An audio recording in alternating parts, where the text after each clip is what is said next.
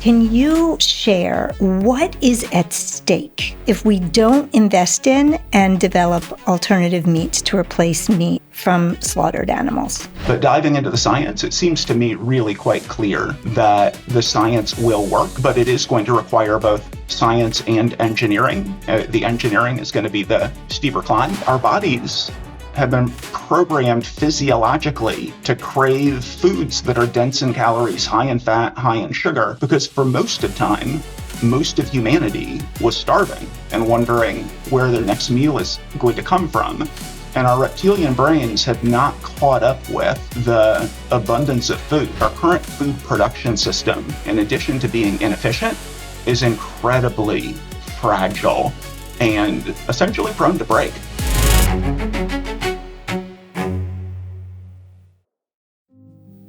I'm Zoe Weil, and this is Solutionary Voices, where we bring together guests on the forefront of building a more humane, just, and sustainable world for all people, animals, and the ecosystems that sustain life. Today I'm speaking with Bruce Friedrich. Bruce has dedicated his life to helping others, from running a homeless shelter and soup kitchen in Washington, D.C., to working in animal protection, to joining Teach for America and being named Teacher of the Year at a Baltimore high school. In 2016, Bruce founded the Good Food Institute, an organization with a mission to accelerate alternative protein innovation to build a more sustainable, secure, and just food system. If asked to name the most solutionary person I know, and by that I mean somebody addressing root and systemic causes of problems and solving them in ways that do the most good and the least harm, Bruce would top the list. I am thrilled to have him on Solutionary Voices. Welcome, Bruce. Wow. That was quite the intro, Zoe. Thank you so much. I'm incredibly grateful for the kind words, and the admiration is, as you know, mutual. Thank you. So we begin the podcast with this question. What problem are you working to solve? The problem that I'm working to solve is the massive and apparently inexorable global human desire for animal meat. Every year that the UN Food and Agriculture has been measuring since 1961, farm animal production every single year has set a new global record. There were 3 very small blips in land animal meat, but if you add aquaculture, those blips go away. 1 blip was for mad cow disease, 1 blip was for African swine fever, which required the culling of tens of millions of animals in China, and then 1 blip was for COVID. But immediately after those 3 events, even land animal meat, the sort of chart shows just a bar of upward movement, and it's even steeper for aquaculture, for farmed fish. And that comes with a lot of external costs, and bending that curve is the goal. So the problem is more and more and more animal meat. So you studied agricultural economics in college, and then you began your career in a soup kitchen, and then you worked for nonprofits dedicated to protecting farmed animals. So food has been a through line in your career. And I'm wondering what made you decide that the world needed a new organization and a new approach to address the problems that we're seeing? Circa 2013, I guess it was, Ethan Brown from Beyond Meat, and then also around that time, Pat Brown, the founder of Impossible Foods, were talking about the problem, which everybody who has attempted to address meat's inexorable rise is aware of, but they were talking about it in a way that hadn't occurred to me, and it hadn't occurred to anybody I was talking with. And that was, instead of focusing on demand, focusing on supply and looking at what was happening with renewable energy and electric vehicles, where The environmental movement at some point realized that if we are going to address fossil fuels and if we're going to address the environmental consequences of gas-powered vehicles, it's great, obviously, to encourage people to consume less. It's great to encourage people to ride bikes. It's great to work for better public transit. But the majority of the upward movement in car purchases, driving, and energy consumption is happening outside of the United States and Europe, which is where environmentalists have generally had the most sway. And even in the United States and Europe, energy consumption, even or meat consumption for that matter, where it might be plateauing a bit, it's still mostly going up. It's not going down at all, to the degree at least that we would need. And the increases everywhere other than the US and Europe are just so significant and inexorable. What does it look like was basically the question that Ethan and Pat were asking independently, to apply a supply side solution rather than exclusively a demand side solution. So we know the world's going to consume more energy. We know the world's going to drive more miles. We know the world's going to consume more meat.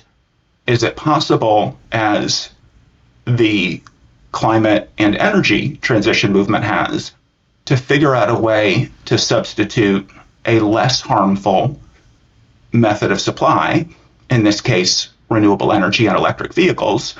Can we do that with meat? And the answer that Ethan and Pat both had was yes. We can create meat from plants that is indistinguishable from meat from animals, which is really not how anybody was thinking about plant-based meat up until that point. Plant-based meat was overtly for meat reducers, vegetarians, vegans. There wasn't an expectation that people who love meat were going to be excited about eating plant-based meat.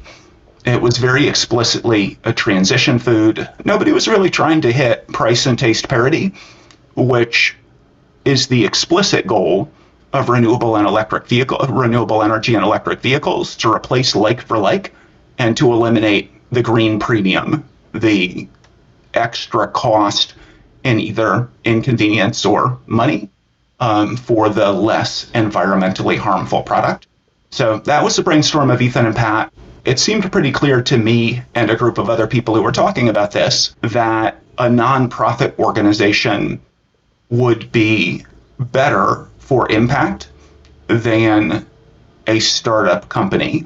And that may or may not have been true at the time, but there were no nonprofit organizations working on this, and there were lots of startups. So a nonprofit organization that can focus on lifting all boats and helping all companies to be successful was the original vision, although it shifted quite a bit. In addition to adding cultivated meat, which was not a part of the original vision, we quickly realized that there was a much bigger science challenge than we had understood. So within a couple of years, almost immediately, 2 of our first 6 hires were scientists.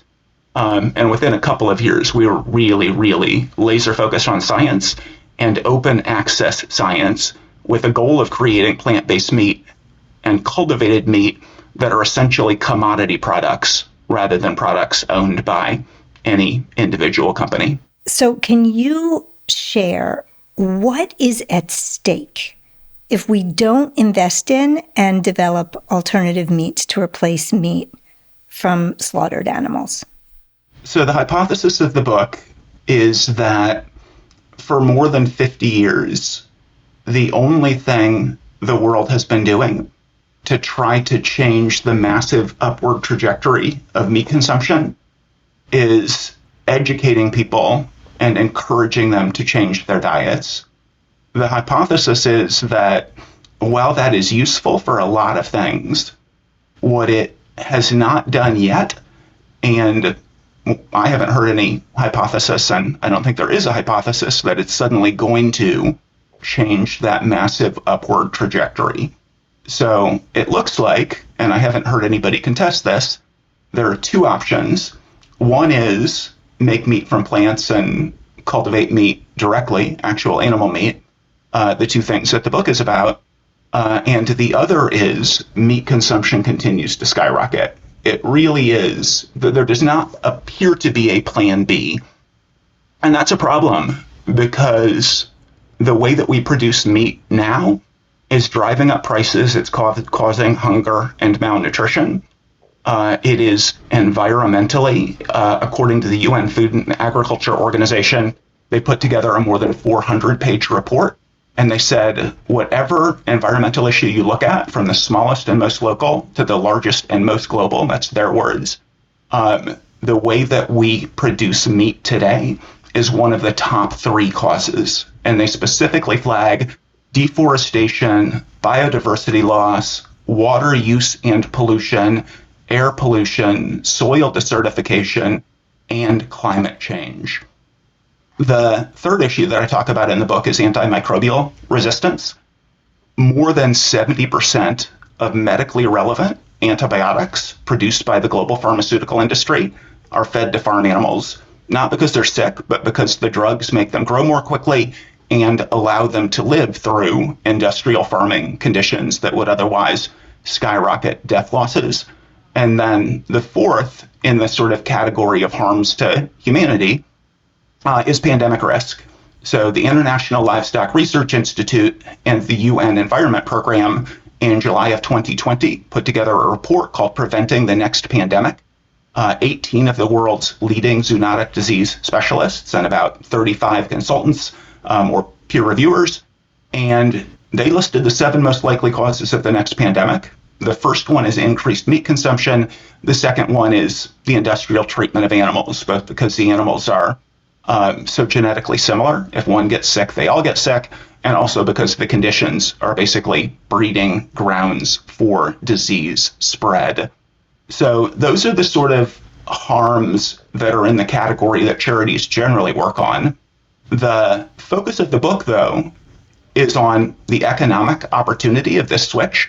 The same thing that makes meat production environmentally problematic, just the vast inefficiency of cycling crops through animals, as well as all the extra stages of production, means that innovation in meat is $2 trillion right now economic opportunity, and that is going to continue to grow. So that's all of Chapter 9. And then Chapter 10 is about food security, and the foreword of the book is written by Caitlin Welsh, who is the Director of Global Food and Water Security at the Center for Strategic and International Studies. She worked at the State Department under Obama. She worked at the National Security Council under Trump during his first term. And the point that she makes, the point that CSIS makes, is that our current food production system, in addition to being inefficient, is incredibly fragile and essentially prone to break. So food security and national security are linked. And the way that we produce meat right now is just a huge jeopardy to food security.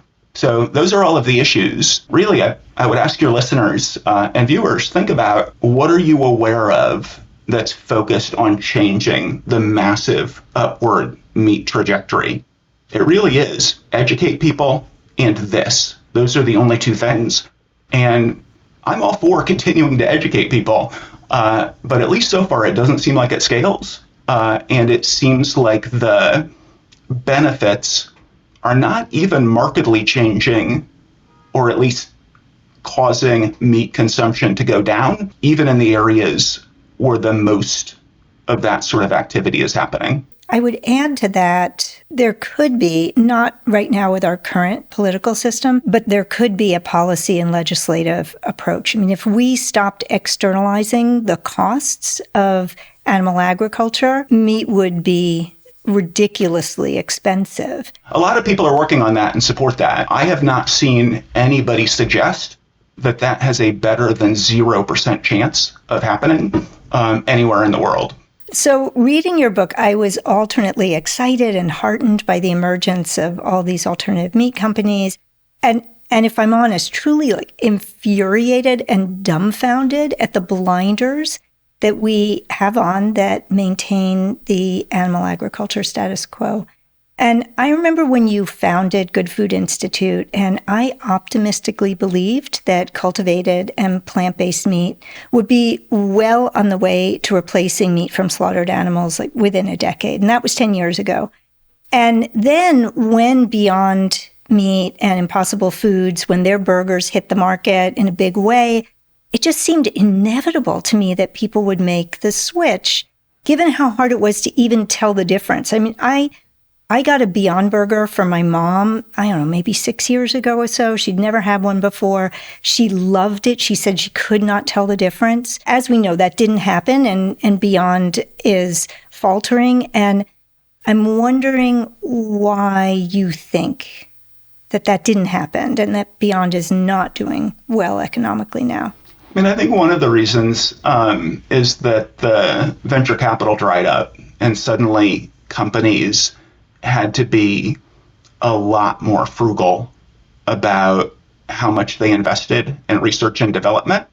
So there was a lot of VC funding early, and companies continued to hit the targets that they were setting for scientific progress. But the timelines for venture capital are generally really quite short.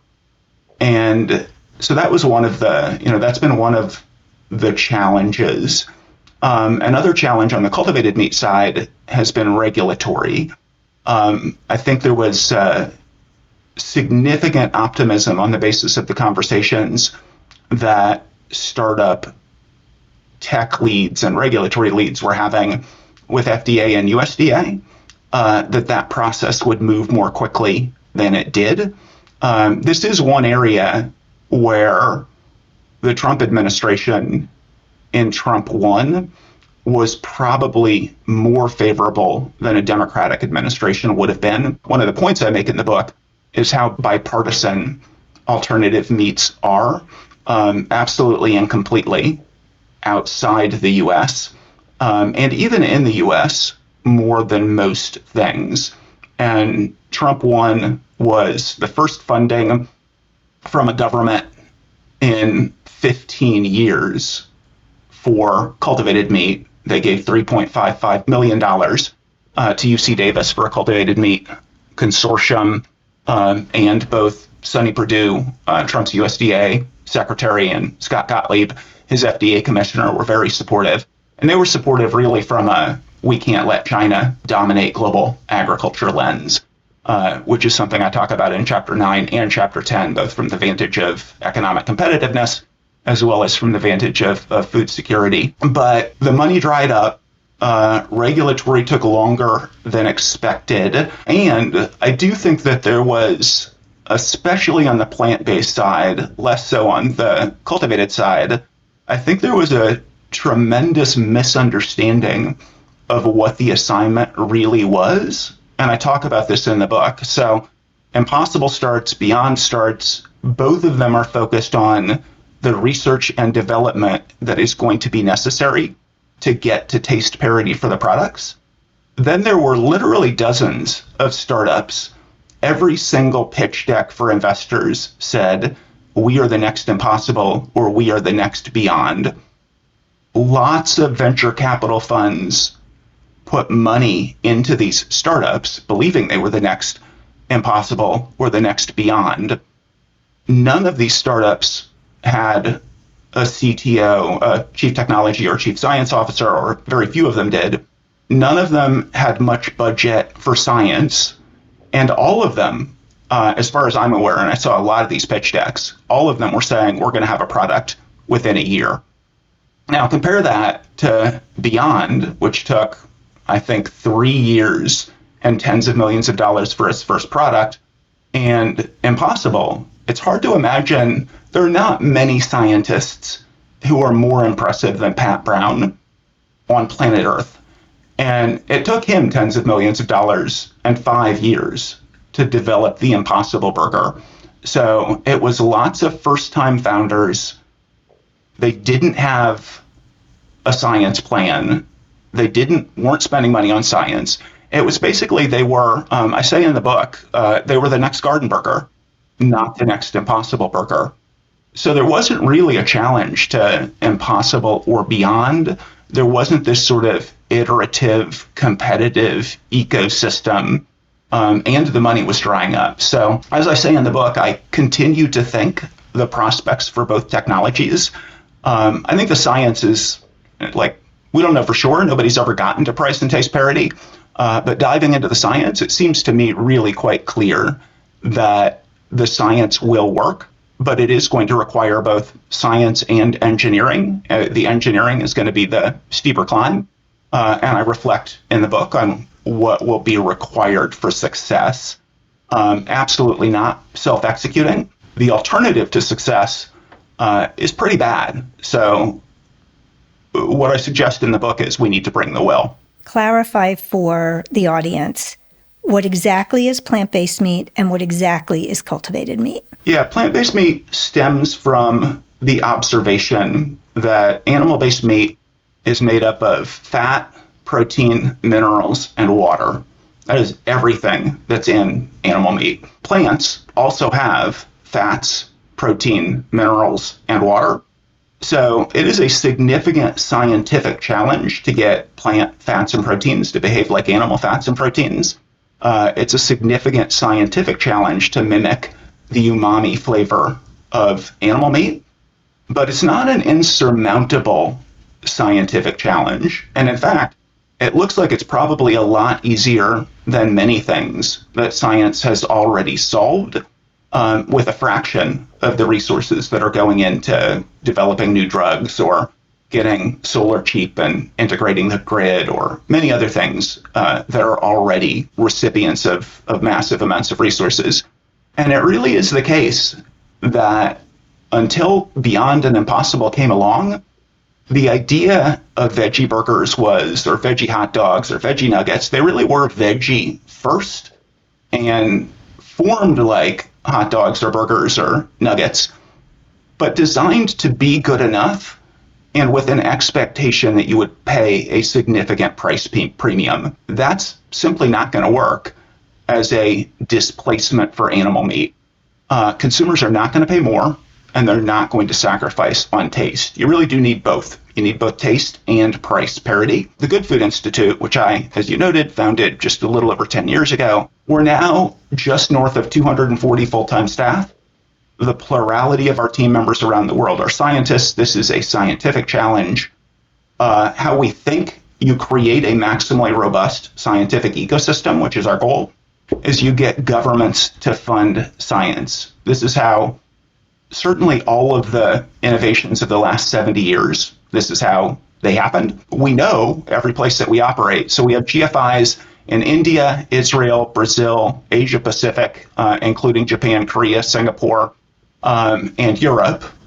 Significant operations in Germany, the UK, and at the European Commission level in Brussels, with sort of coverage of additional countries, both science and policy.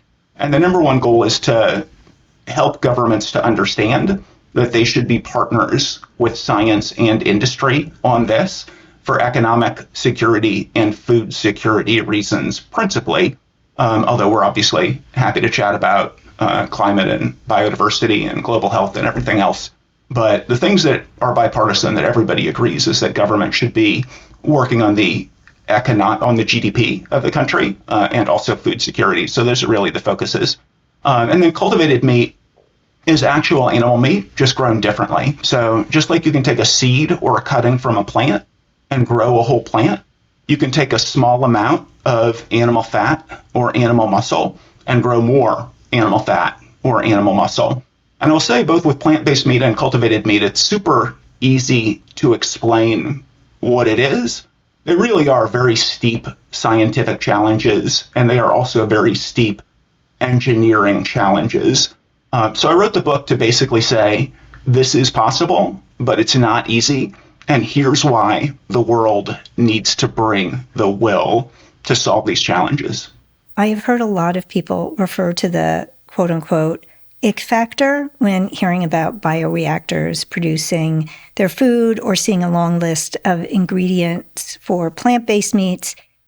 And we know there's a huge movement to have people eat more whole foods and fewer processed foods.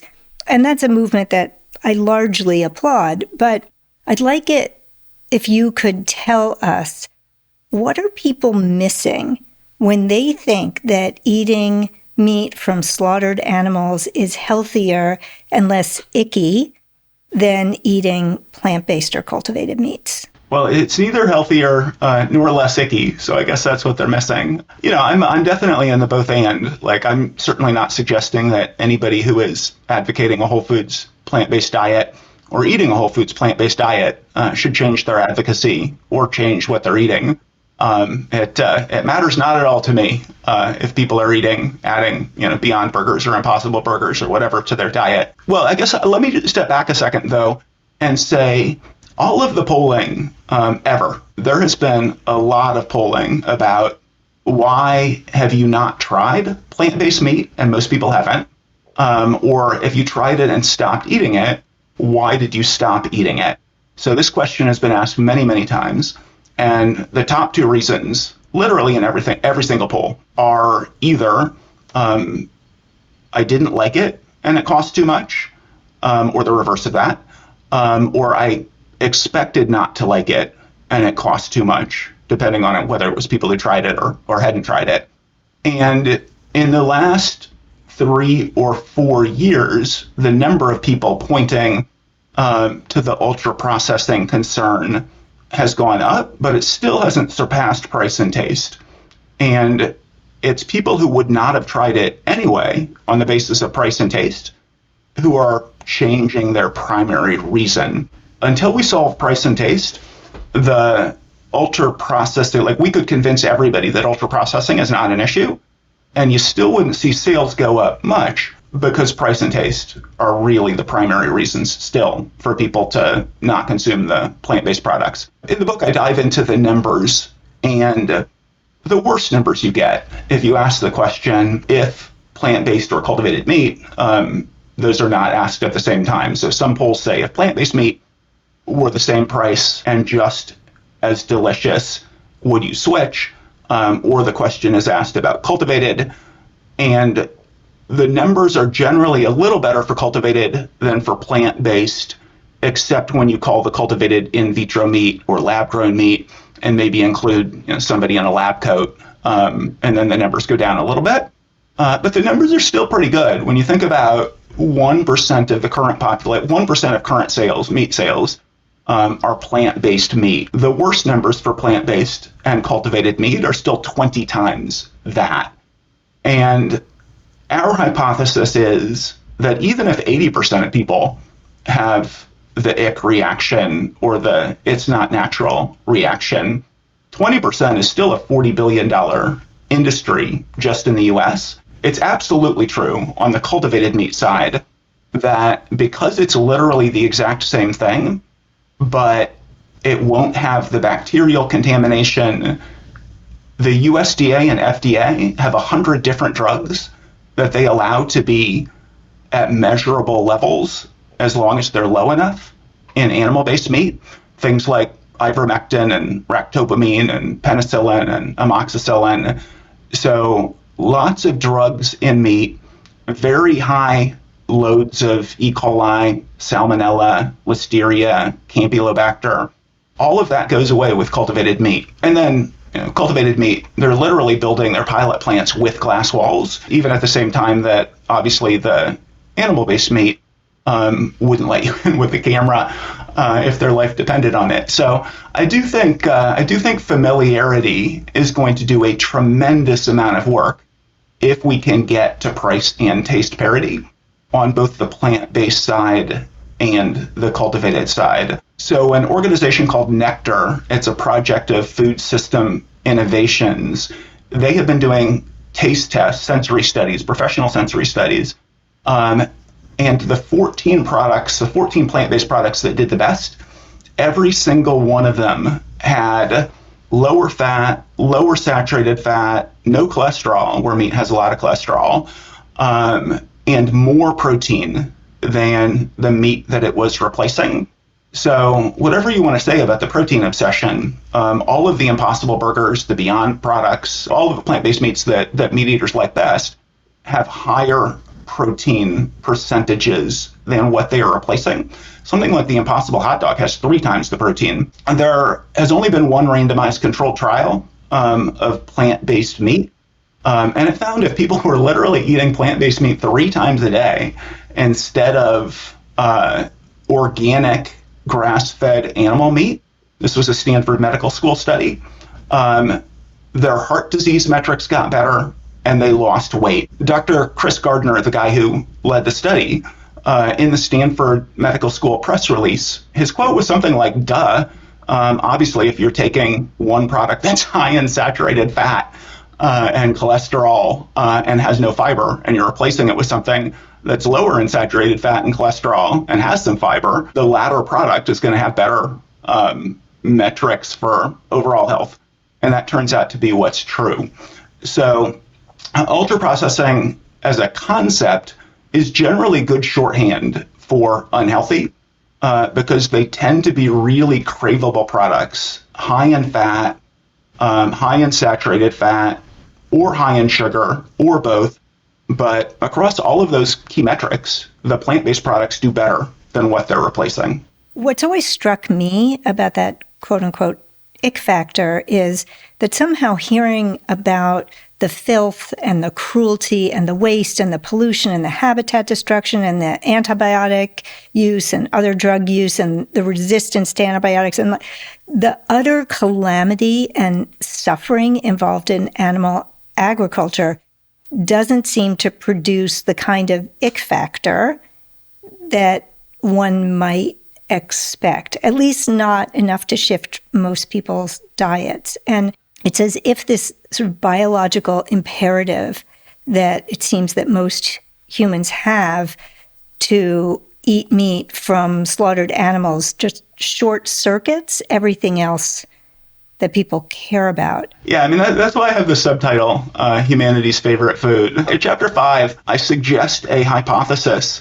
that has to do with the Nobel laureate in economics, Daniel Kahneman. He has a book called Thinking Fast and Slow, which is sort of his, here's behavioral economics for everybody, or behavioral economics for dummies, I suppose could be what it's called, except it's like 5 times as long as all the For Dummies books. But his hypothesis is that we have systems 1 thinking and systems 2 thinking. And systems 1 thinking has to do with biological necessities, and systems 2 thinking has to do with higher order decision making.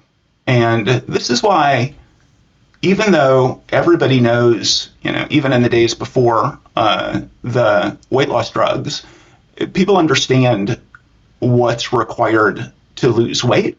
Obviously, some of that is genetic, but every year, overweight and obesity goes up, which means they keep every 10 years, they have to come up with new colors for the charts over time. And it's not because people don't know what to eat to not be overweight. It's that our bodies have been programmed physiologically to crave foods that are dense in calories, high in fat, high in sugar, because for most of time, most of humanity was starving and wondering where their next meal is going to come from. And our reptilian brains have not caught up with the abundance of food. So, I ran a homeless shelter and a soup kitchen for 6 years. I taught in inner city in like the worst area of Baltimore for 2 years, just dirt poor, and still tremendous obesity because the food system is stacked in favor of high fat, high sugar, ultra processed foods. But things like whole grain breakfast cereals, whole grain breads, and plant-based meat are just not the same as Doritos and mayonnaise and Coca-Cola. And it's mostly fine to group ultra-processed foods together, but all of the meta-analysis indicate that the absolute culprits are processed meats and sugary sweets, and the absolute non-culprits are plant-based meat, plant-based dairy, processed breads, processed low-sugar breakfast cereals. Those things are always an exception to the ultra-processed rule. And I dive into the science on this in chapter 7 of the book.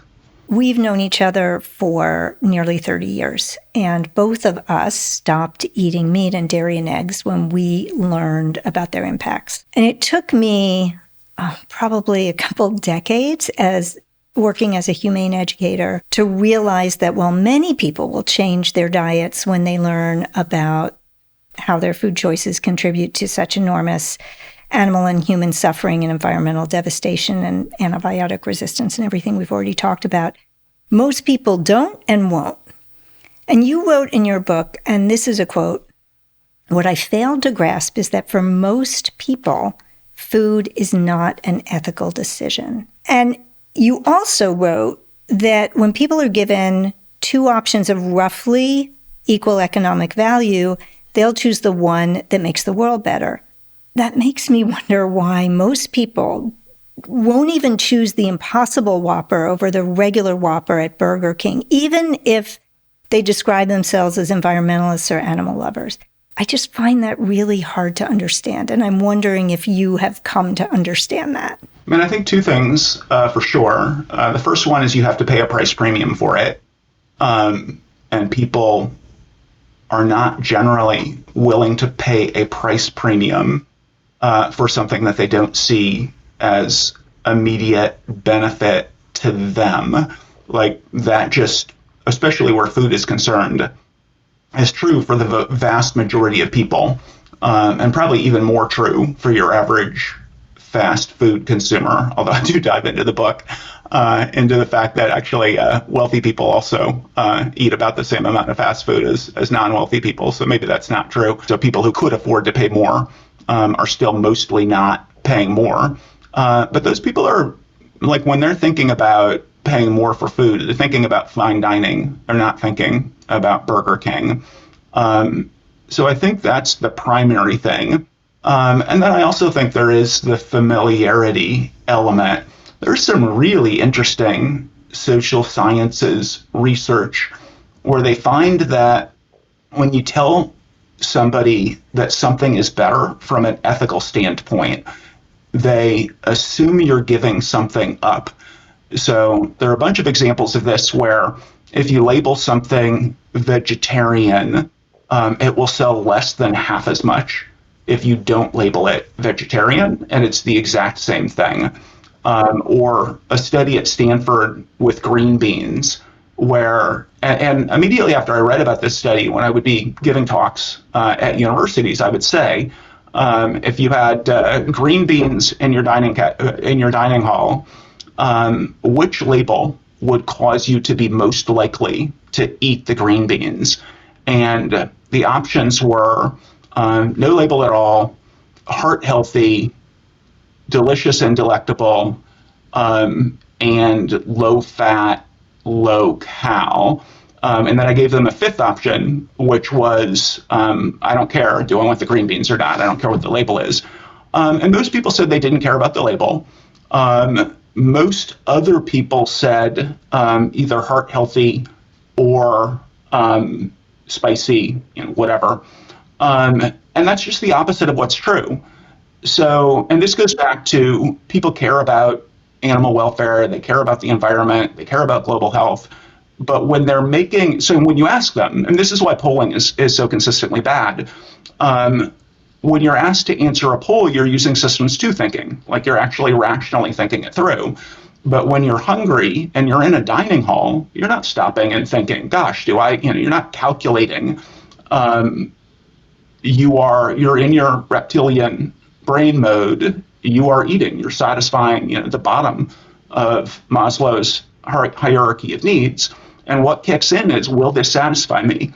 So people, the hypothesis is, and it's pretty consistently true, that this is how people behave. The hypothesis is that when you say heart healthy or low fat or vegetarian, people assume they're giving up. Like just the click word says, this is going to be less satisfying, this is going to be less filling, without thinking about it. But like that's what those sorts of words say. And so you end up in a weird situation where if you tout the environmental benefits of a food at point of sale, you're going to sell less of it. One of the particularly alarming studies, which you can find if you Google, do these genes make me look unethical? There's an NPR story about a study where people were asked, what do you want to know about these genes? And one of the things you could find out was whether they were produced using child labor. So you could ask, I can't remember what all the questions were, but most people didn't want to know. They didn't want to know if they were produced by child labor. That was not one of the top 3 or 4 things that most people were interested in when they were buying jeans. And then if you just told people that they were produced using child labor, people would rate them as less attractive and less durable because they just assumed, well, I guess the tiny little hands, they're going to be necessary to, I'm being facetious, but and there are similar studies that have been done with environmentally friendly detergents. People think they're not going to clean your clothes as well, and so on. And it's not something that if you asked somebody, they would even know they're thinking. So, books like Robert Cialdini's book, Influence, and Malcolm Gladwell's The Tipping Point, and also Thinking Fast and Slow. Just the human brain is a very curious thing. And we are not in touch with what actually causes us to make decisions to a truly shocking degree. There are just endless examples like those. So ultimately, I think that people tend to go along with whatever systems they're part of. If we grew up in a culture that ate dogs and cats, most of us would eat dogs and cats. And so if we change the system of protein production to plant-based and cultivated meats, people are going to go along with it. I mean, I think that's essentially why I consider your work so solutionary, and also why I find it really exciting that some of the biggest meat companies are moving into this space, even though I have often perceived the leaders of these companies to be more like my enemies than potential allies. And your work and your book are reminders to me that people don't wake up in the morning and think, oh, how can I cause more suffering and destruction and harm today? And even those who are causing egregious levels and horrific forms of suffering and harm, the great majority perceive themselves as good people doing good work. And the alternative meat path really offers leaders in the meat industry this opportunity to do something really good. And I'm wondering how it's been for you to find so many allies in spaces that you fought to change for so many decades. Yeah, I mean, this was definitely one of the things I was most surprised by. So going into founding GFI, it absolutely didn't occur to me that people in the incumbent meat industry would be enthusiastic about plant-based and cultivated meat.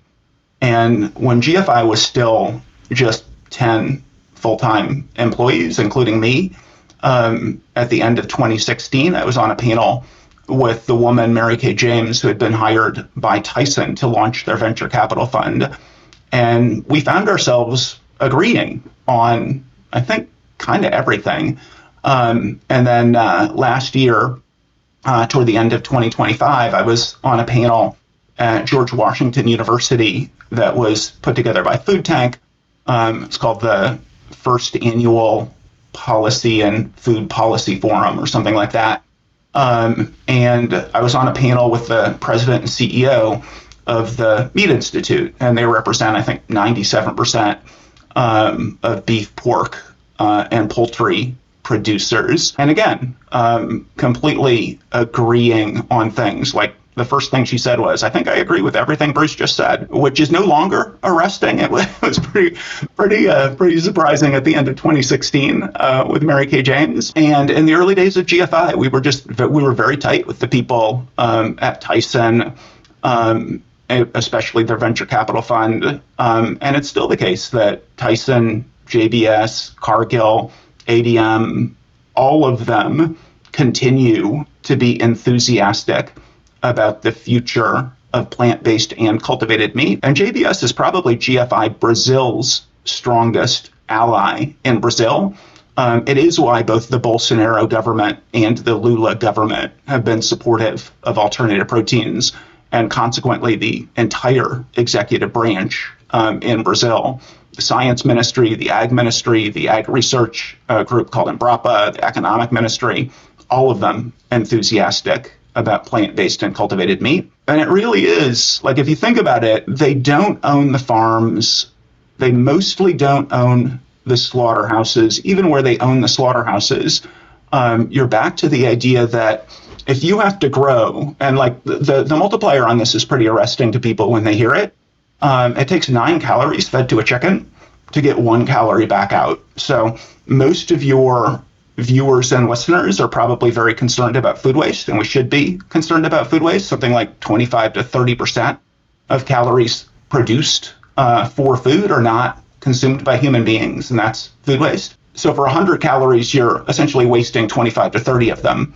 But for 100 calories of chicken, it requires 90 calories of feed, which means you're wasting 800 out of 900 calories to produce 100 calories. It's literally 30 times the food loss and waste just in the physiology of the chicken. And the chicken is the most efficient animal at turning crops into meat. But it's not just that. You're growing 9 times as many crops, 9 times as many water, 9 times as much water, 9 times the fertilizer. Then you're shipping those crops to the feed mill. You're operating the feed mill. You're shipping the feed to the farm. You're operating the farm. You're shipping the animals to the slaughterhouse. You're operating the slaughterhouse. So multiple extra stages of gas-guzzling, pollution-spewing vehicles and multiple extra energy-intensive and polluting factories. The farms and slaughterhouses just notoriously polluting, and nobody who's working in the meat industry is excited about all of that inefficiency and all of those extra stages of production. If they can shift production practices and retain consumers, like what they care about is selling protein to consumers profitably. And the thing about all that inefficiency is it means that if you can solve the science challenge of creating cultivated meat and plant-based meat that is indistinguishable, as you scale up, it will just have to cost less. That's a little simplistic. It's not necessarily true that it will have to cost less. But for the book, chapter 11 is all about the question, what's a scientific challenge and when can it happen? And I interviewed 30 plant-based meat scientists, 30 cultivated meat scientists, and there's universal agreement that there isn't some scientific challenge that is going to preclude the basic observation that if something requires a fraction of the resources of something else, at scale it will cost less. So that's not an ironclad rule, but in this case, the people with the most knowledge believe that that's going to be true.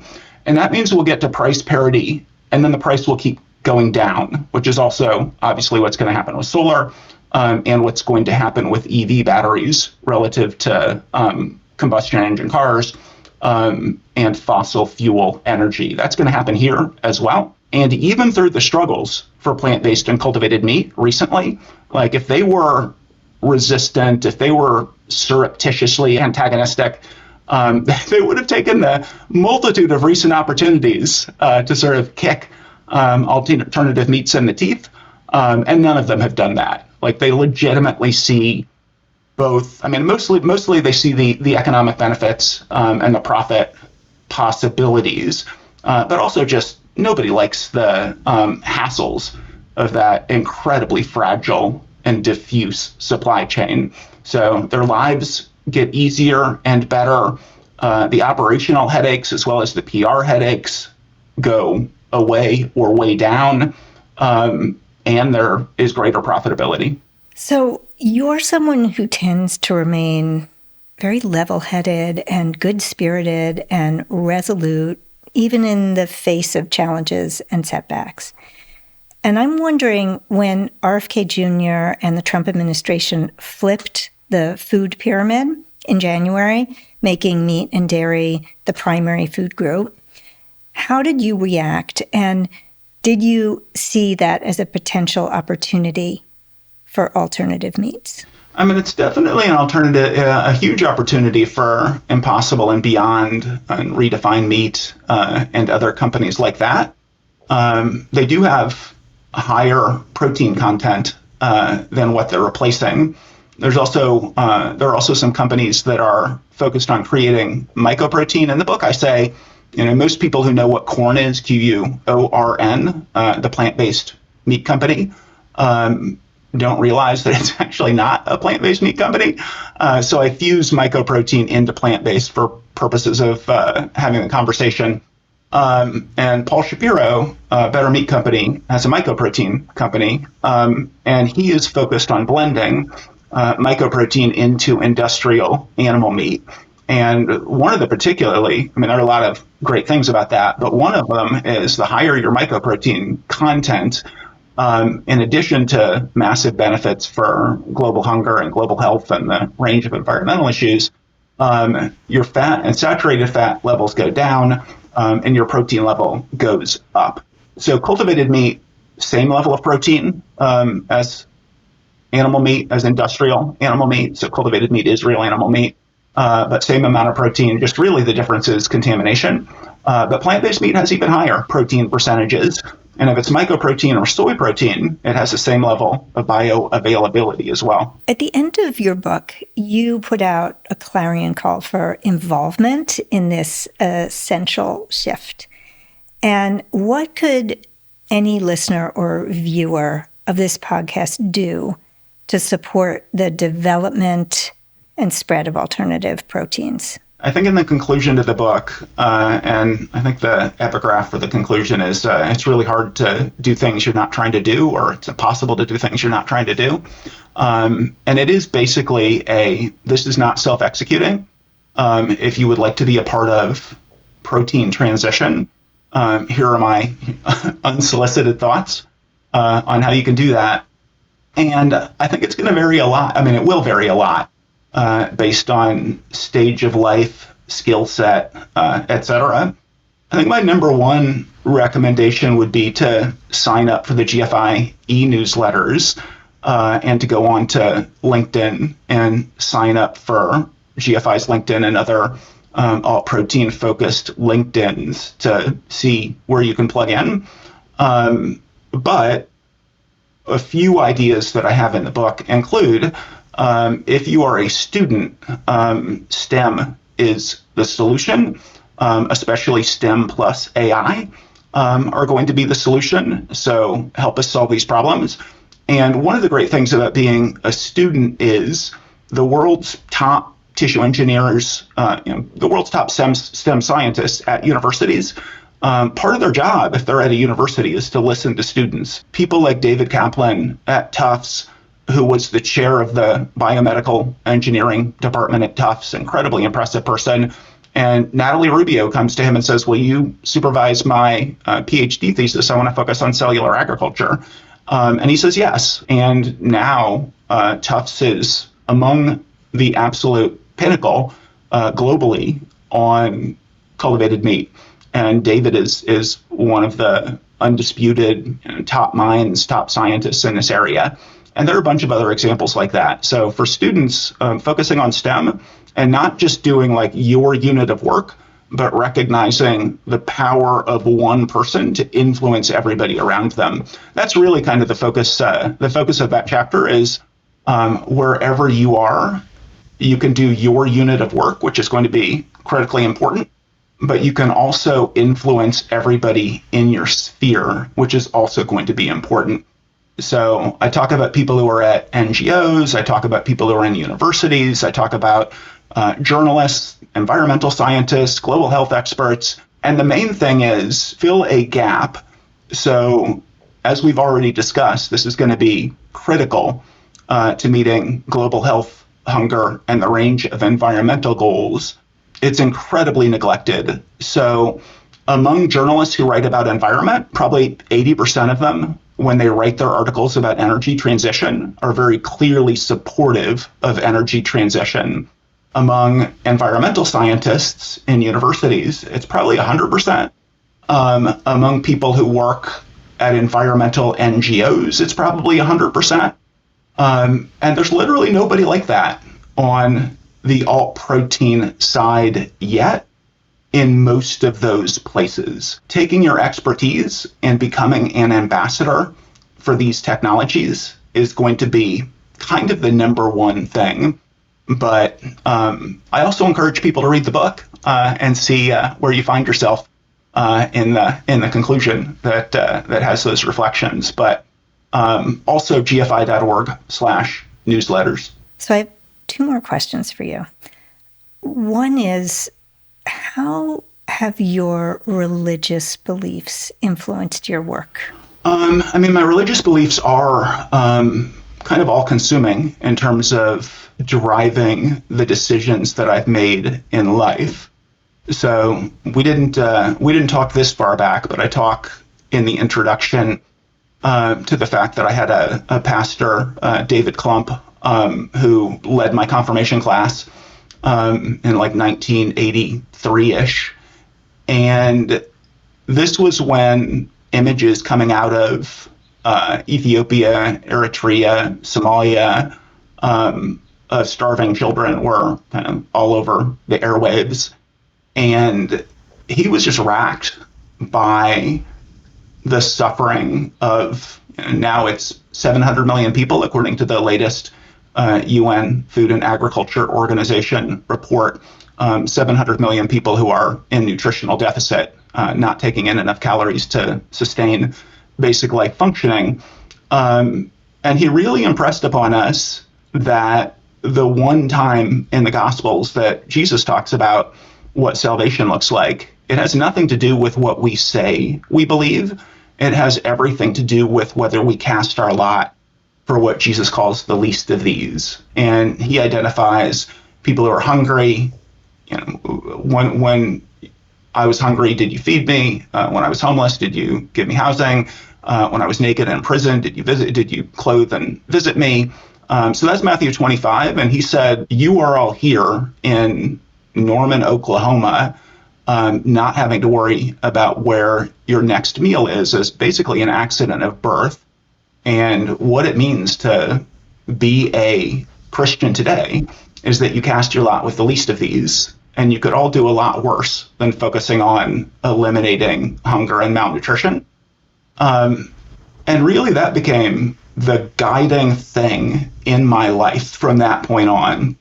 And I exercised that in high school by being active in politics. And then I got to college and I organized fasts for Oxfam International. I organized visits to the soup kitchen. I went to college in Iowa. So I went to organized at the soup kitchen and sort of a network of homeless shelters in Des Moines. As you already mentioned, after college, I ran a homeless shelter and a soup kitchen in inner city DC for 6 years. And recognizing my own privilege and recognizing the suffering of others that extended to animals at some point.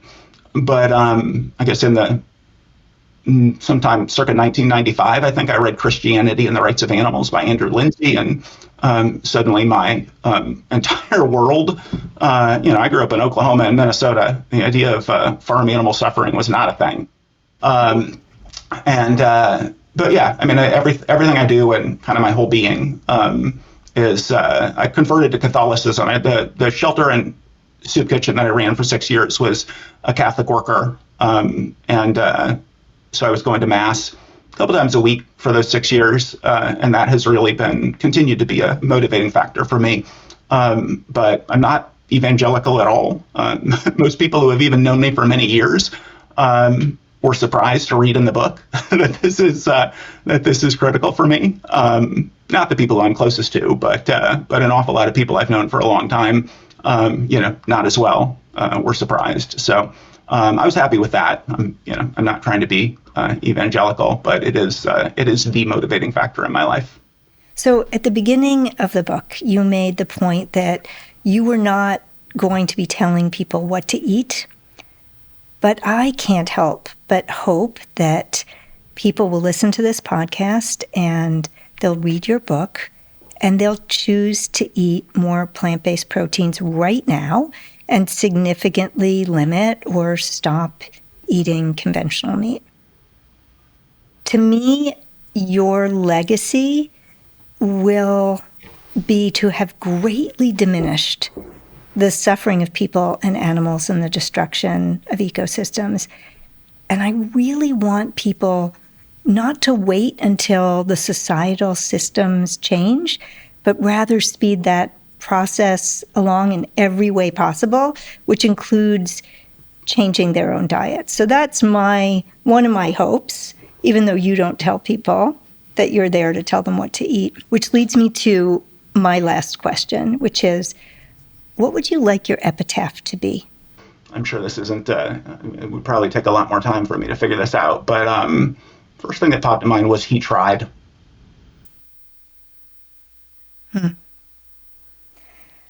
Well, I would say, Bruce, that you have tried very, very well, and more than tried, you have succeeded in just extraordinary ways. And I can't wait to see what the next couple of decades will reveal to us about the tremendous impacts of all that you've done. So thank you for all you've done. Thank you for taking this time with us, and carry on. Thank you so much, Zoe. It's really an honor to chat with you. As you know, my wife Aka and I are huge fans of your work, and really the fact that you have been so enthusiastic about GFI from the beginning has been deeply, deeply meaningful to me. It made me feel like we're on the right track. Thank you so much for listening to this episode of Solutionary Voices. I hope you enjoyed it, that you'll share it with others, that you'll subscribe and write a review. And if you would like to be a solutionary yourself, I invite you to read my book, The Solutionary Way. Thank you so much.